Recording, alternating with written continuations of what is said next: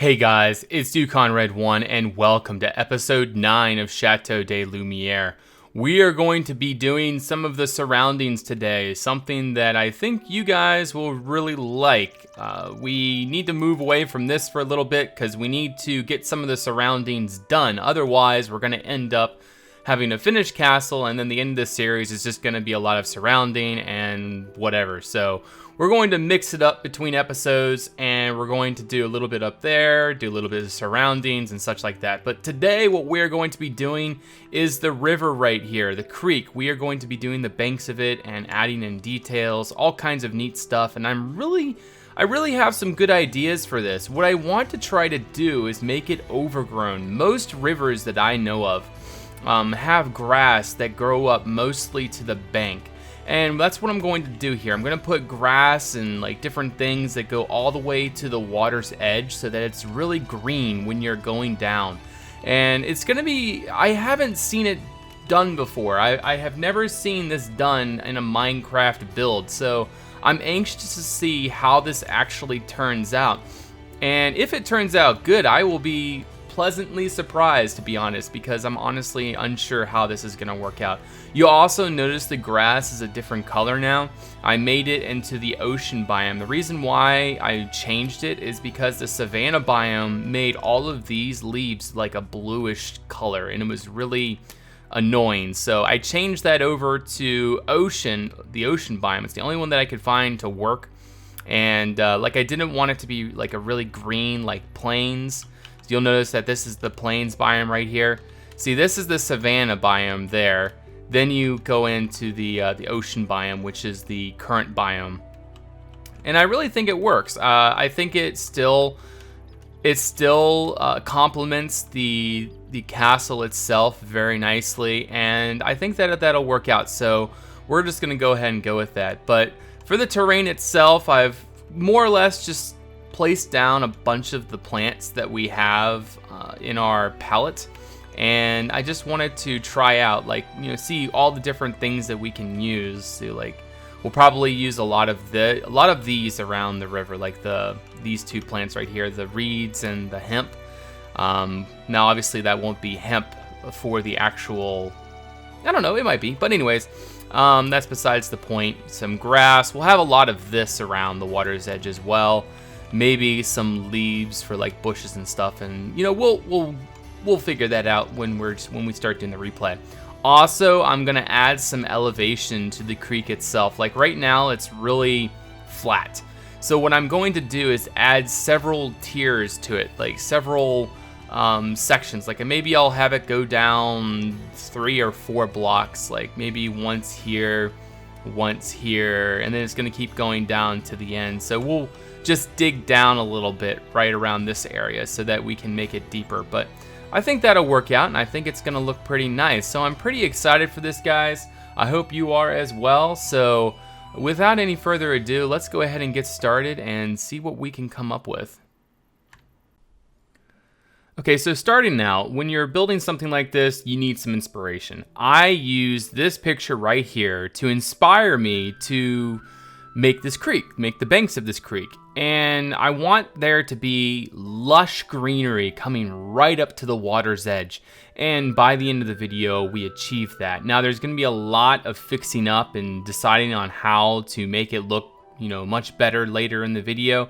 But for right now, you know, I want to add those little puddles of water along the banks. I want there to be lots of ferns and grass and bushes and trees and little things here and there. The terrain that I'm going to be doing is going to be rather, it's not gonna have massive trees, because being around the castle, I don't want it to have massive trees. So we're gonna have bushes and stuff, but we're gonna have a few trees like this right here. We are going to build a willow right here in this spot, and this is going to pretty much be one of the few trees in the outlying areas of Lumiere. When you're building a tree, you first want to build the base. You want to build it in layers: base, then walls, and then you build the sticks and such using the fence pieces. And then from there, you start filling in with leaves. Now, you don't want to fill it in completely. You don't want to make it so that this thick ball of leaves, that is a big no-no. You want there to be a lot of air underneath. You want it to feel fluffy. That's the whole idea of tree making, is you want it to feel fluffy and you want to make sure there's lots of little spaces and things that you can see through. So we're going to be adding in some bushes along the sides. We're going to be adding a lot of these along the river. I really think that they look really nice. The contrast value is very important. It really makes the terrain look so much nicer. And also it adds variety and detailing, and that's another very important thing. So here we're adding in a level in the river. We're making it so that it goes downwards and indicates where the creek is flowing. And as you can see, now that's indicated. We're going to go down one more time later on in the river, and that's going to really show sort of like how this river is flowing, where it's flowing, etc. It's going to look really nice. So we're working on the banks of the creek here. We're adding in, again, bushes and ferns and all kinds of things like that. And I want to taper it down, like on the edges towards the creek. I want it to have just normal grass and such like that. And then the tall plants going back. So when you look straight down the river, it's somewhat of a V shape. And I really think that you guys will like that, especially when we get a closer look later in the video when we do our little in-shot walk around. So here I wanted to adjust the river. I wanted to make it so that it had a better curve around the bend, and also I wanted to adjust the silt deposit. You also notice that I'm adding another level there, right where the end of that stream is, right there on the right, and then the creek is going to go down, and then you go into this bend, and on the inside is the silt deposit, and on the outside where the convex part of the creek is, that is the cliff where it's eroded away. Because if you guys don't understand how water flows, it erodes on the outside and then it settles on the inside. So that's why there's that little silt deposit there with reeds and such, like a kind of a marshland. So again, like we did with the willow tree, we're making something of a, I'm not even sure what type of tree this is, but you do 3 layers. You do the logs, you do the walls, and then you do the fence pieces for the sticks. And then on the end of each of those fence pieces, you add in leaves. And again, you want it to be fluffy. You want there to be air. You want to be able to look through it and see the sun. You don't want it to be this solid ball of leaves. It does not look good whatsoever. Just notice all the air that you can see through that. The light is very important to make a proper tree. So here I make a concave underneath the tree roots there. So technically where the water seems like it's dug out underneath. And then you have the roots sticking out. So indicating that the tree was there and then the river or the creek sort of eroded away underneath. And then that's how that formed.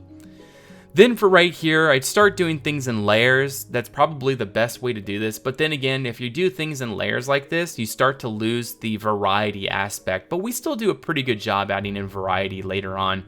And I'll show you guys later on in the video. We'll definitely do a little walk around and things.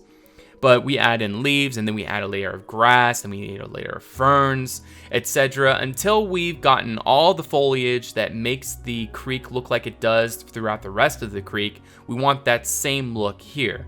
And then I decide that I want to make a ford, a place where like they would fill in the river almost, and it'd be kind of like just like a few inches deep, and then they could get like carts and such across here. We might end up just building a bridge, but I thought making a ford for now would be a good idea, and then maybe we'll just build a bridge on top or something like that. I think that would look pretty neat and substantial once we get a little later in the video, or a little later in the series. We'll see what happens.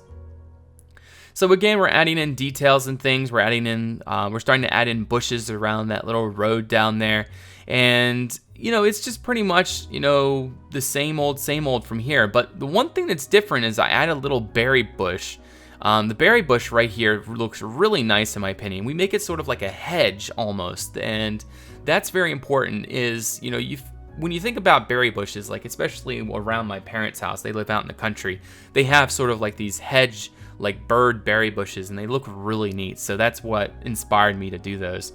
So anyways, I hope this helped you guys in building your creeks, and hopefully you can build some awesome ones of your own.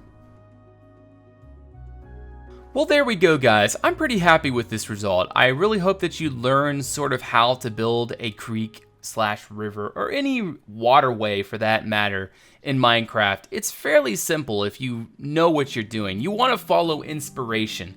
Inspiration is key. If you're just building something just straight out of your head, Sometimes, yes, if you're experienced enough, it'll turn out really good. But say if you're just starting out a new concept, something that you haven't tried before, inspiration is for sure key. And I would definitely suggest that you go on my Pinterest, which is linked in the description below, and go check out the many pens and things that could possibly help you in your building endeavors, because I have a whole different categories and such of different things that you can look through, like, terrain, castles, styles, etc. So definitely worth checking out. But on this creek in general, we added in lots of details and things. I'm going to give you a closer look of what we did. You'll notice that this is on the inside concave portion of the creek here. And this is where the silt deposit would be, and sort of like a marshy area. So that's where we add in lots of reeds. And then the largest one is up the creek a little bit, which I will show you soon. And again, on the outside, we have the cliff-like section. So here's a little, like a place where they would fish. Here's like a little net that they could just set down into the river. Not the river, the creek. And then this is where they would catch the fish, because the fish would naturally want to go down. And then possibly there should also be another one back here to sort of trap them, etc. in this little like place right here. Little canoe, little cages for crawfish. Technically the basket could make for a good crawfish cage, but I decided just to go with the cages just to be a little bit better of an indication. And then these are supposed to indicate crawfish. If you guys don't know what those are, like crawdad, they're kind of like river lobsters, like little tiny lobsters almost, if you guys don't know what crawfish are.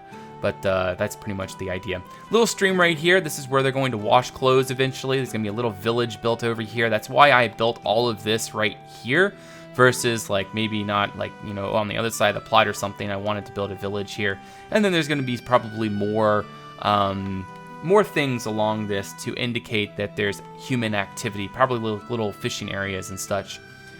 So you notice when you're looking down the river, it's sort of like a V shape. You have the smaller foliage towards the inside, towards the edge of the water, and then as you go farther out, you go into the two high blocks and such like that. That's the idea. That's how you get this really unique / lush look. Like if you just had if I just had this too tall grass or like etc. all the way along the edge, it wouldn't look as good. It wouldn't look as natural as it does right now with the one block difference. Like especially right here, you can really see that really looks natural in my opinion. Really like that. So that's that idea.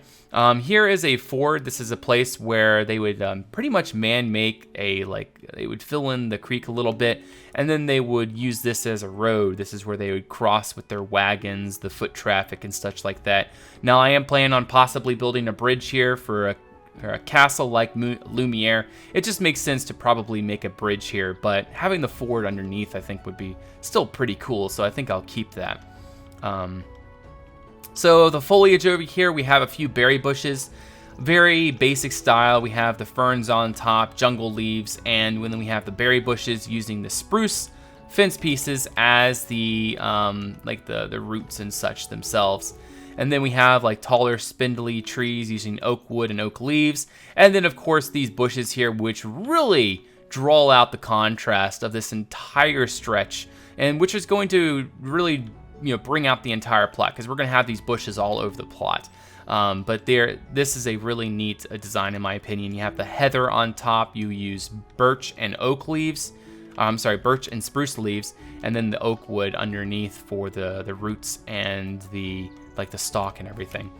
Also, adding in variations, very important. So adding in little rock faces like this look really nice. I really like how that looks, and I would definitely suggest that you guys work on variation for your creeks and rivers and such, because if you just do the same monotonous design all the way along, it's really going to look rather boring and bland. But most importantly, make sure it digs down into the ground and has realistic silt deposits, and where the water flows. You want to make sure that it indicates that. So right here is the tree. I really like how this turned out. This here is a little varmint hole underneath where like water rodents would live. I forget what they're called. Not beavers. There's some kind of like muskrats, I think they're called. But they would live in sort of like little holes like that. and especially here on the tree. And then the roots are exposed because the creek has washed away the sediment that holds this. So at some point, this tree will most likely fall down and over. And then, of course, you have the silt deposit on the inside. This is where all the water is, like all the silt that's collected from the river is, right here. And then there'd be lots of reeds and things. Also, this would be a great place for birds to nest. So we have like a little place for ducks to nest right there. Man, I just would love to have things like quails or blue herons or the list goes on. Different types of birds and animals, but I know what monsterfish can only work so fast. So hopefully we'll see that at some point. Very important thing right here, you want to indicate level variation. You want to indicate where the creek is flowing. And so I made it so that it's 3 levels down, 1, 2, and 3. And so that's very important. You want to indicate that. And I really wanted to do it here because it just kind of made sense to me. So this is where like a little stream comes out and then it'll flow down there. Really excited about making that stream at some point. All the streams for that matter are going to look pretty nice, hopefully. So we're going to make our way up the creek here. I'll make sure you guys can see a good undercut view. Then right here we have another duck nest. Again, another little detail you can add in is a little nest and thing. Then we have like a little flotsam log. I should probably add more of these along the banks of the river. I think that might look really nice. Again, rock faces. Another thing that could really look nice is adding in flies, because if you guys have ever been on a river or a creek or anything for that matter, water for that matter, in the summertime or spring, usually there are flies over the water because they use the water as sort of like a mating ground almost, like dragonflies and such. And so I added in lots of flies along this section. I probably will continue that all the way along the creek as we go along. I haven't done that yet. So here's our weeping willow tree. Again, you want to make sure that the leaves are very fluffy. You want to make sure that when you look up, there's lots of space that you can see the sky through. Because if it's just this massive ball of leaves, it's going to look absolutely horrid. It's what I call a lollipop tree. You want to avoid that. You want to be sure that it's very realistic, and you want to make sure that the branches go in every which way. You want to be very natural with it, and in the end, if you follow those simple guidelines, it'll turn out really nice. Also, make sure the leaves are always on the ends of the branches. That way you can have like larger openings and things like that to sort of indicate the natural order of the tree, which looks really nice in my opinion. Really like how that willow turned out with the vines and everything. Again, another level right here where the water would come down, and then we have a little fisherman spot right here where he could fish the water, where all those fish would probably be sort of like funneled down and through those rocks. A few stepping stones up here adds a little unique detail to this side of the creek. As far as foliation and different ideas for trees, we have like oak tree right here with birch leaves, etc. I like that a lot. And then of course these bushes, you've seen those already, and things like that. So anyways, I hope you guys enjoyed the video and learned something, because this was a lot of fun. I really enjoyed making this creek, and Lumiere is definitely coming along really nice. Oh, that's gonna be a fantastic view when that's done. But anyways, Lumiere episode 9, guys. I hope you enjoyed. There's a lot more to come, and I am super excited to get it done. We're going to be doing the stables next episode, so definitely stay tuned for that. And hopefully you guys will come back and enjoy that, and we'll get that done next episode. So thank you guys for watching. Don't forget to like, comment, and subscribe for more content. If you guys want to follow me on Facebook and Twitter, you have that option. They are linked in the description below. Also, I have a Twitch where I live stream and build things like this, so for sure, check that out. And then also I have a Patreon for those of you that would like to support me monetarily. So thank you guys so much for your attention and for watching. I'll see you next time. Till then, bye-bye.